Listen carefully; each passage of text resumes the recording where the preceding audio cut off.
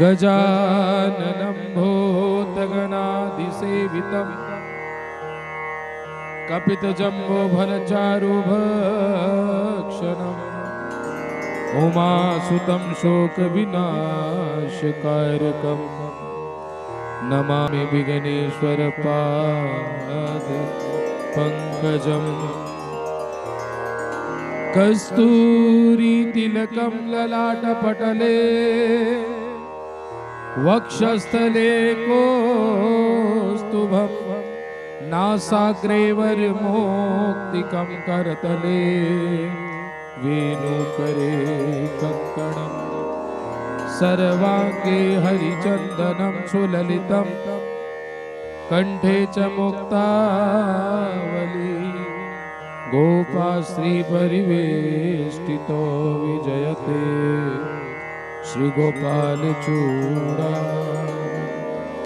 बोलो श्री बांके बिहारी जी लाल की जय जय श्री राधे जय जय श्री राधे श्याम। जितने भी लोग सोशल मीडिया के माध्यम से हमें सुन रहे हैं, व्यासपीठ से सभी को जय श्री कृष्ण जय श्री कृष्ण। आज पावन पवित्र दिवस, वाकई में जिस दिन से कथा प्रारंभ होती है वो दिन पवित्र होता है।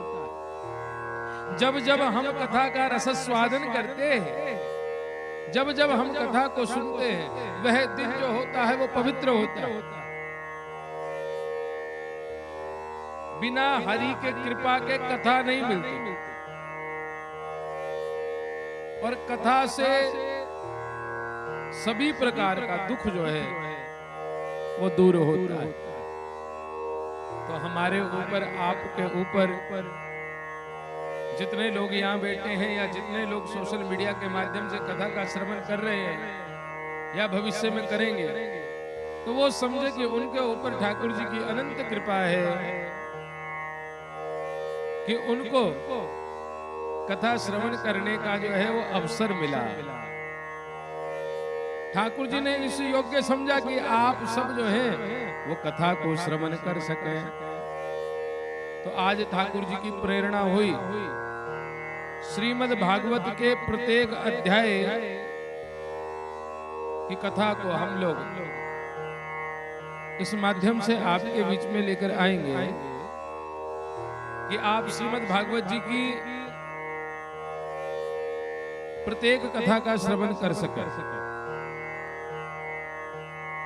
और ये कार्य जो है वो सतगुरुदेव की प्रेरणा से, ठाकुर जी की अनुकंपा से, ठाकुर जी की कृपा से हो रहा है। तो सबसे पहला धन्यवाद जो है वो गुरुदेव को है और दूसरा धन्यवाद जो है वो ठाकुर जी को है। आइए सबसे पहले हम महात्म्य की तरफ बढ़ते हैं और महात्म्य के प्रथम अध्याय के प्रथम श्लोक का पाठ करते हैं। और उस पाठ में सबसे पहले ही जो बोला गया है उसका आप लोग श्रवण करें। सच्चिदानंद रूपाय विश्वोत्पत्त्यादि हेतवे तापत्रय विनाशाय श्री कृष्णाय वयं नमः। जिसके द्वारा जगत की उत्पत्ति हुई है, जिसके द्वारा इस जगत की उत्पत्ति हुई है, जिसके द्वारा इस जगत का पालन होता है और जिसके द्वारा इस जगत का विनाश होता है, ऐसे श्री कृष्ण को हम सभी प्रणाम करते हैं। बोलो बाल कृष्ण लाल की जय। वही कृष्ण है जो सत्य है, जो चिद है और जो आनंद से परिपूर्ण है, दूसरी कोई और चीज नहीं। अरे भैया, कृष्ण ही तो सत्य है।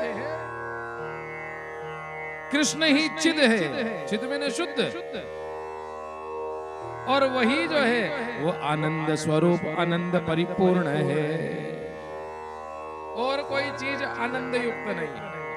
बाकी सभी चीजों में आनंद आता है और फिर आनंद खत्म हो जाता है, पर कृष्ण वो नाम है, वो स्वरूप है, वो आधार है जिसमें आनंद रहता है और कभी खत्म नहीं होता। और संत लोग इस बात को बहुत अच्छी तरह से जानते हैं और संत लोग बहुत अच्छी प्रकार से समझाते भी हैं कि इसी में आनंद है और किसी दूसरी चीज में आनंद नहीं है भैया। और यहां पर एक बात और बोली गई, तापत्रय विनाशाय श्री कृष्णाय वयं नमः। श्री कृष्णाय वयं नमः। एक तो हर प्रकार के पातकों का, हर प्रकार के तापों का नाश जो है वो श्री कृष्ण करते हैं या श्री कृष्ण का नाम करता है, जो भी कहे। परंतु यहाँ पर बोला गया श्री कृष्ण, कृष्ण नहीं बोला गया, कृष्ण के आगे श्री लगाया गया। तो ये श्री क्या है? ये श्री राधा जी है। राधा जी को श्रीमद् भागवत में उच्चारण किया गया है, तो राधा जी को श्री के नाम से उच्चारण किया गया, इसलिए बोला श्री कृष्णाय वयं नमः। ये पहले श्लोक की। अब बड़े बड़े संत जन, बड़े बड़े विद्वान बड़ी अच्छी व्याख्या करते हैं। उसके बाद श्लोक में जो है वो सुखदेव जी को प्रणाम किया गया है। और क्या प्रणाम किया गया? यम प्रवजन्तमनुपेतमपेत कृत्यम द्वैपायनो विरह कातुर आजुहावा पुत्रेति तन्मयतया तरवोभिनेदु सर्वभूतिर्हृदयं मुनिमानतोऽस्मि। ऐसा संत, ऐसा विद्वान, ऐसा विरक्त जिसके जन्म से कोई संस्कार नहीं हुए, यज्ञ पवित्र भी नहीं हुआ, उससे पहले ही जो सन्यासी हो गया हो, उससे पहले ही जो दिगंबर हो गया हो, जन्म लेते ही जो जिसने अपने घर को त्याग दिया, हा बेटा, हा पुत्र, हे पुत्र कहकर व्यास जी पीछे पीछे दौड़े जा रहे हैं, पर सुखदेव जी कोई उत्तर नहीं देते। उत्तर कौन देता है? उत्तर पेड़ पौधे देते हैं। अरे जिसके पीछे तुम भाग रहे हो वो सबसे बड़ा विरक्त है। तो ऐसे श्री सुखदेव जी महाराज को हम सब मिलकर प्रणाम करते हैं। बोलो सुखदेव जी महाराज की। कथा को शुरू करें इससे पहले एक बार नाम उच्चारण करें सभी मिलकर। श्री कृष्ण गोविंद हरे मुरारे, हे नाथ नारायण वासुदेवा। श्री कृष्ण गोविंद हरे मुरारे, हे नाथ नारायण वासुदेवा। नैमिषारण्य एक तीर्थ है और उस तीर्थ में शौनक आदि 88,000 ऋषि जो है वो एकत्रित हुए हैं प्रभु का सिमरन करने के लिए, प्रभु की कथाओं का श्रवण करने के लिए, प्रभु के नाम की चर्चा करने के लिए, हवन यज्ञ करने के लिए। और उनके बीच में विरक्त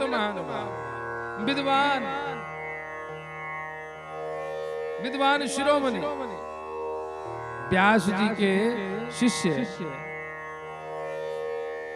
श्री सूत जी महाराज आते हैं और सूत जी महाराज से शौनक आदि 88,000 ऋषि कुछ प्रश्न पूछते हैं और उन्हीं प्रश्नों का उत्तर देते हुए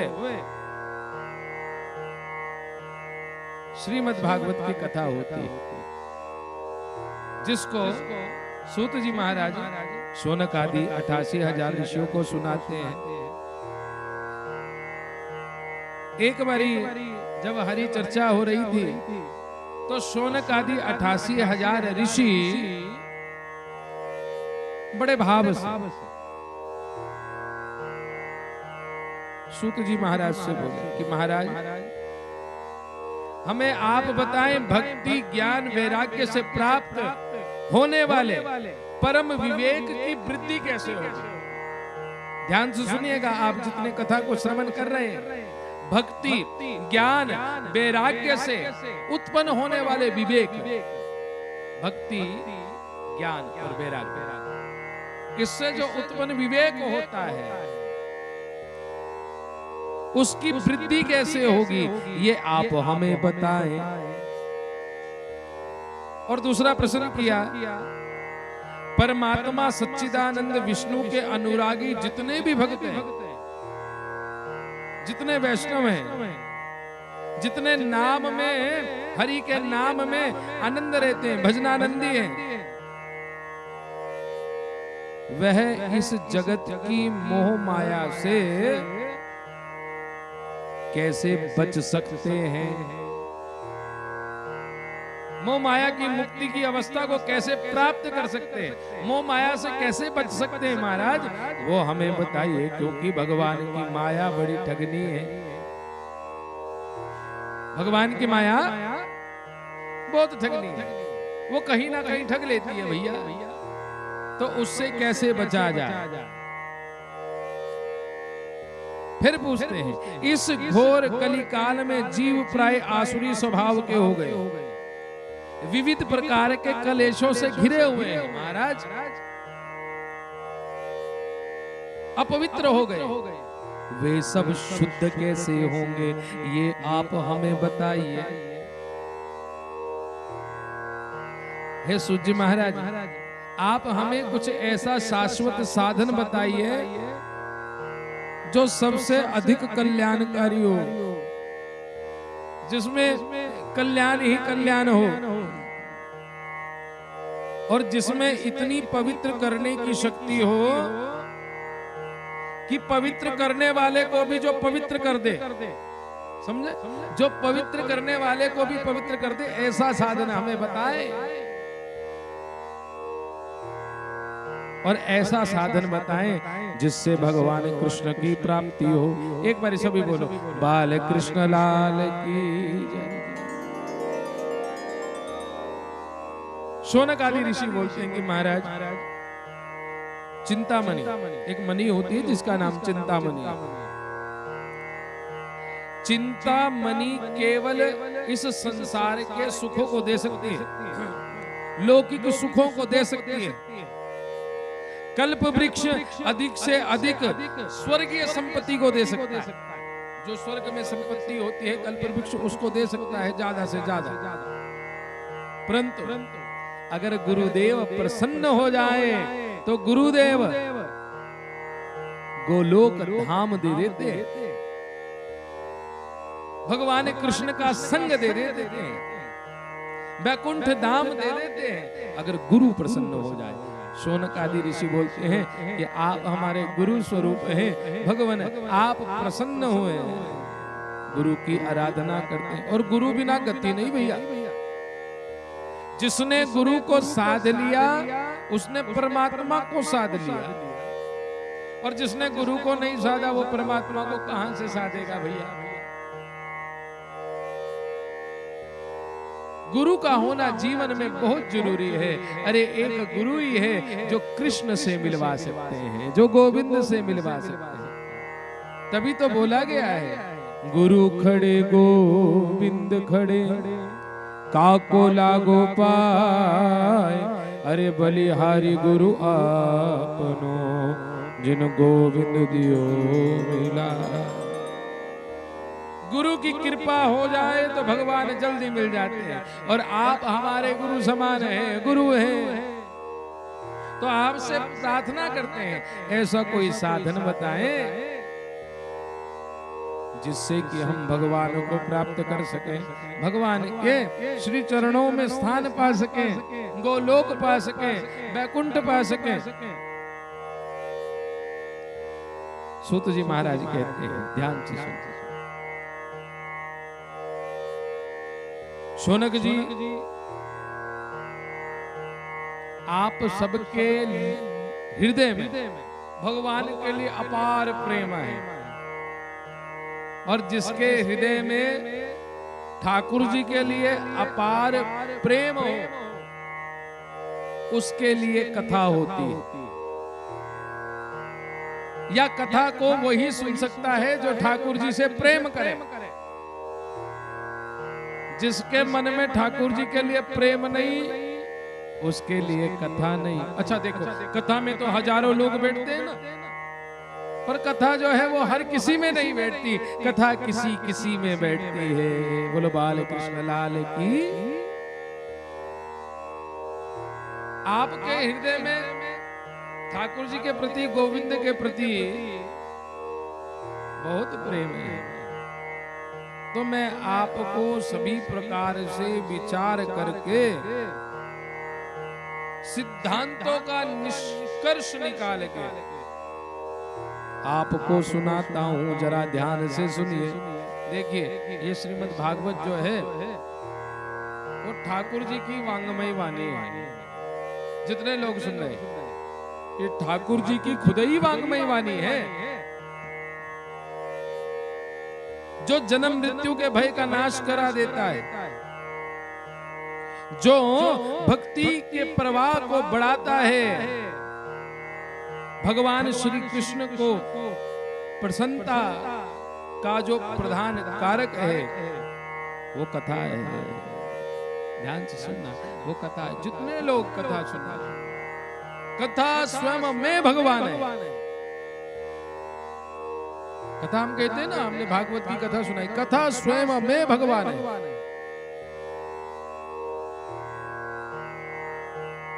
सूत जी महाराज कहते हैं कि कलयुग में सभी प्रकार के त्रास को खत्म करने के लिए सुखदेव जी महाराज ने राजा परीक्षित को श्रीमद् भागवत की कथा सुनाई। मन की शुद्धि के लिए इससे बड़ा कोई और साधन नहीं है, जिससे मन चित्त शुद्ध हो जाता है। और जब मनुष्य के जन्म जन्मांतर का उदय होता है तब कथा की प्राप्ति होती। ऐसे कथा की प्राप्ति नहीं होती जब मनुष्य के जन्म जन्मांतर के पुण्य उदय होते हैं, अरे भैया तभी कथा मिलती है, वैसे कथा नहीं मिलती। जितने भी लोग कथा सुन रहे हैं, ध्यान से सुनना, हम और आपके पूर्व जन्मों के कुछ पुण्य जरूर होंगे जो हम और आप कथा में बैठे हैं। ऐसे हर कोई थोड़ी कथा में बैठता है रे भैया। पुण्यों के कारण से श्रीमद् भागवत जी की कथा को श्रवण करने का, पान करने का मौका मिलता है।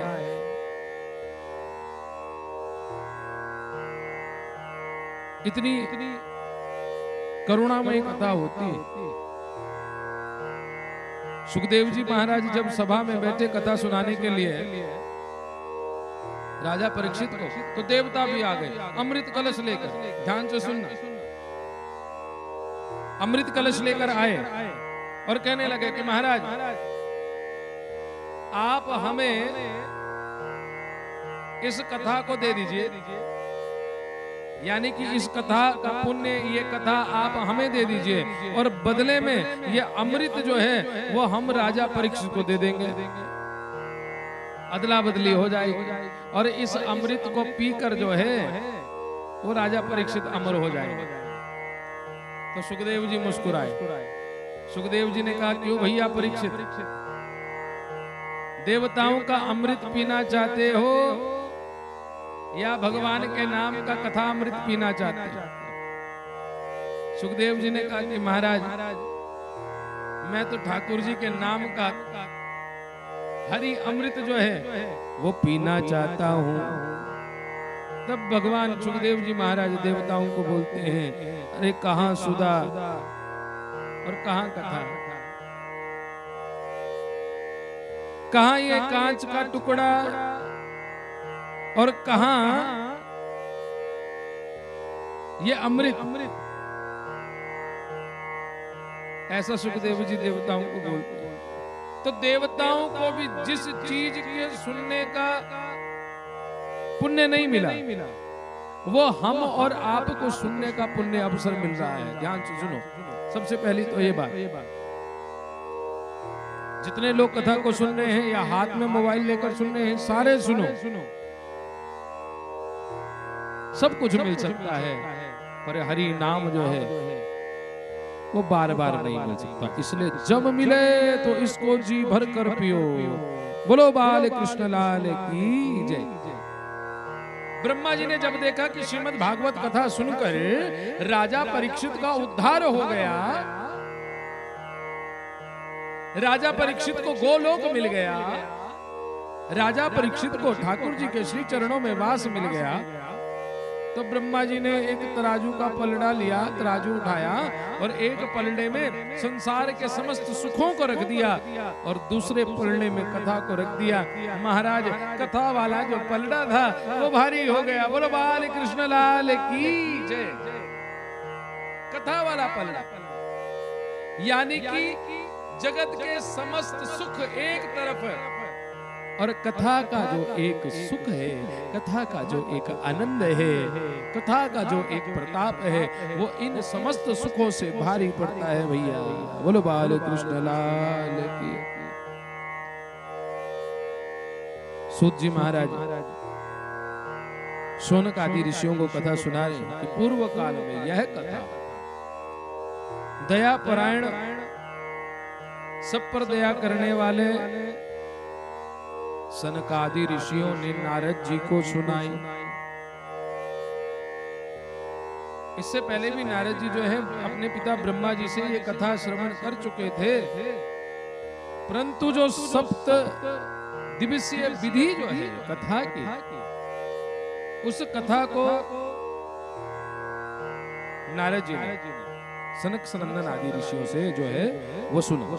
शौनक आदि ऋषि प्रश्न करते हैं कि महाराज संसारिक प्रपंचों से मुक्त एवं विचरणशील नारद जी का सनकादिक ऋषियों से मिलन कैसे हुआ? क्योंकि नारद जी तो भ्रमण करते रहते हैं, वो तो एक जगह टिकते नहीं, तो एक जगह टिके नहीं, तो एक जगह टिक कर उन्होंने कथा कैसे श्रवण करी?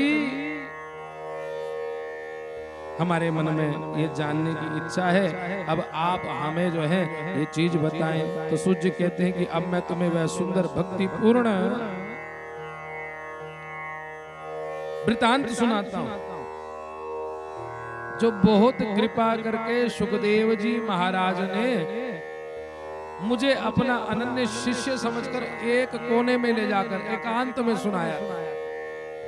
यानी कि ये जो कथा है बहुत गुप्त है, एकांत में ले जाकर ये कथा सुनाई थी, और वो कथा जो है वो तुम्हें सुना रहा हूं, तो सावधान होकर सुनो। एक बार विशालपुरी में चारों निर्मल ऋषि सनक सनंदन आदि ऋषि जो हैं वो सत्संग के लिए आए। वहां उन्होंने नारद जी को देखा कि नारद जी भागते हुए चले आ रहे हैं और बड़े व्याकुल हैं, बड़े चिंता से ग्रस्त हैं। तो उन्होंने पूछा, अरे नारद जी आप इतने व्याकुल क्यों हैं और इतनी तेजी में कहां से आ रहे हैं और कहां से जा रहे हैं, हमें बताएं। अरे आप जैसा परमात्मा के नाम में आसक्ति रखने वाला अगर इस तरह चिंता से ग्रस्त रहे तो ठीक नहीं लगता।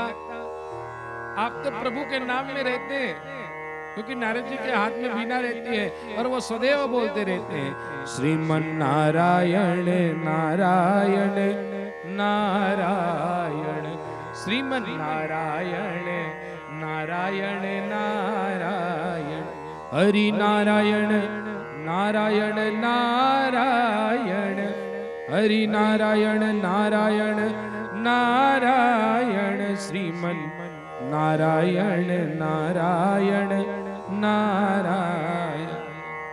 नारद जी ने कहा कि महाराज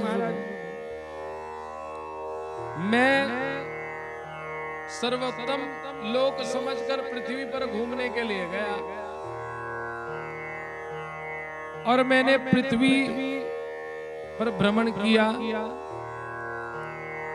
मैं पुष्कर जी गया, मैं प्रयाग गया, मैं काशी गया, मैं गोदावरी, हरिद्वार, कुरुक्षेत्र, श्रीरंग जी, सेतु बंध गया,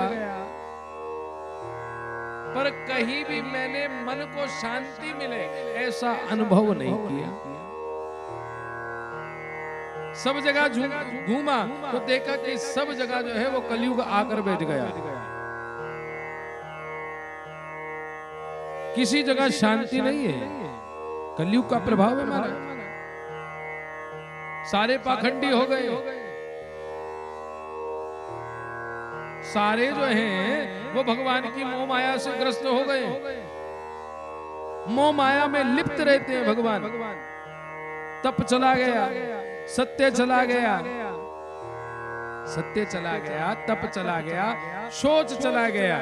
सोच में ने क्या, बाहर और भीतर की शुद्धि जो है वो चली गई, आदमी अपवित्र हो गया। शुद्ध आहार नहीं है, शुद्ध विचार नहीं है कलयुग में।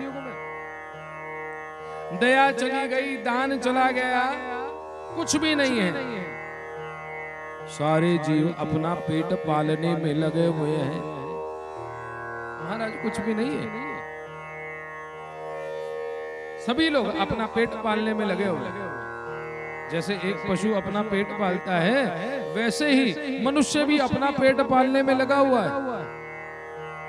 वह असत्य हो गया है, मनुष्य आलसी हो गया है, दंभी हो गया है, मंदबुद्धि हो गया है, भाग्यहीन हो गया है, उपद्रव ग्रस्त हो गया है। कलयुग में ये मनुष्य के लक्षण है। अपने आप से ऊपर किसी को समझता नहीं। एक भाव मुझे याद आ रहा है, आज दुनिया बड़ी सयानी है, अरे जिसको देखो वो ब्रह्म ज्ञानी है।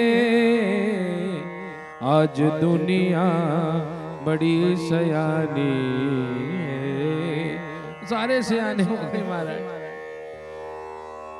सभी विद्वान, पर विद्वता मुंह में दिखाई देती है महाराज, विवेक में दिखाई नहीं देती। बोलना तो जानते हैं पर अमल में लाना कोई नहीं जानता। तो महाराज ऐसे में घूम रहा था अशांत मन से, तो घूमते घूमते मैं यमुना जी के तट पर आ गया। और ये जो सुंदर तट था यमुना जी का, एक बार सभी बोलो, बोलो यमुना महारानी की। अरे जयकारा बोलो, खुल के बोलो, बोलो यमुना महारानी की जय। यमुना जी के तट पर आया और ये जो तट था वो वृंदावन धाम था। वो वृंदावन धाम अपार रे, रटे जा राधे राधा।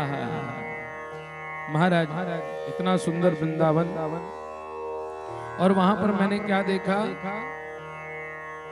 एक आश्चर्य करने वाला दृश्य देखा भगवान।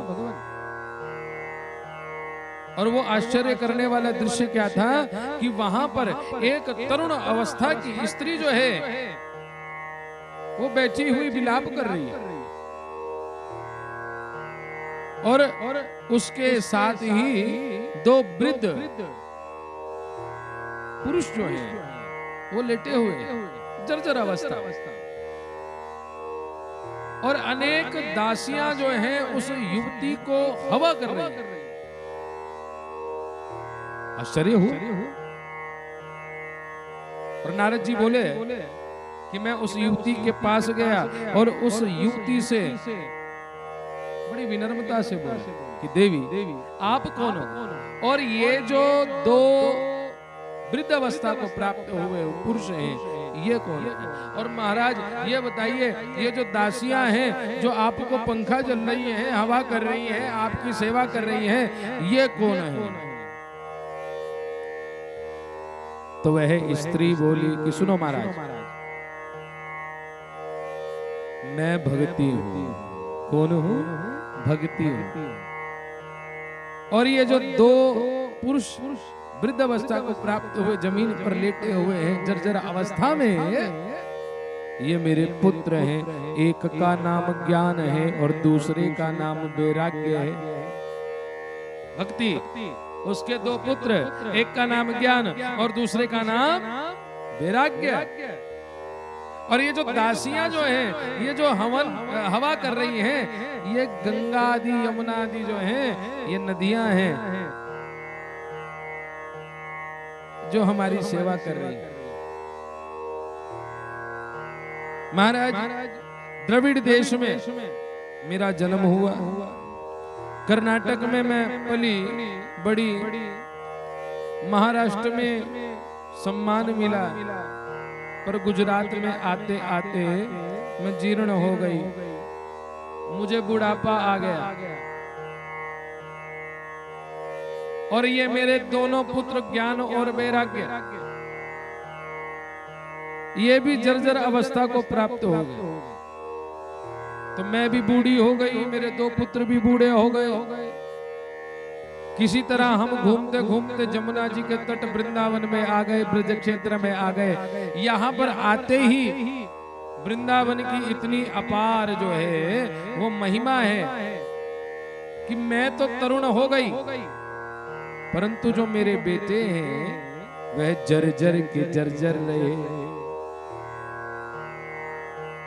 और वो माँ कैसे सुख मनाए, वो माँ कैसे आनंद को प्राप्त हो कि जिसके बेटे तो बूढ़े हैं और माँ तरुण है।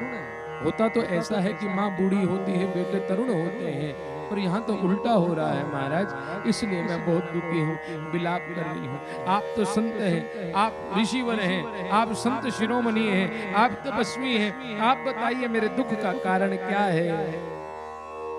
नारद जी बोले कि अभी बताता हूँ आपके दुख का कारण क्या है। नारद जी ने आंखें बंद करी, अपने हृदय में अंतर्ध्यान होकर देखा, आंखें खोली। ओहो, तुम्हारे दुख का कारण, तुम्हारे दुख का कारण जो है, सुनना चाहती हो क्या है? दुख का कारण जो है वो कलयुग है। क्या है? कलयुग है। अरे इस कलयुग में भक्ति वृंदावन में आके ही जो है तरुण होती, और ज्ञान और वैराग्य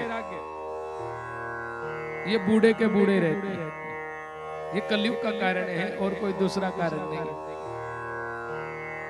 भक्ति बोली, ओहो, इस दुष्ट कलयुग को राजा परीक्षित ने क्यों आने दिया? क्यों आने दिया यहाँ पर? क्यों रहने दिया अपने राज्य में?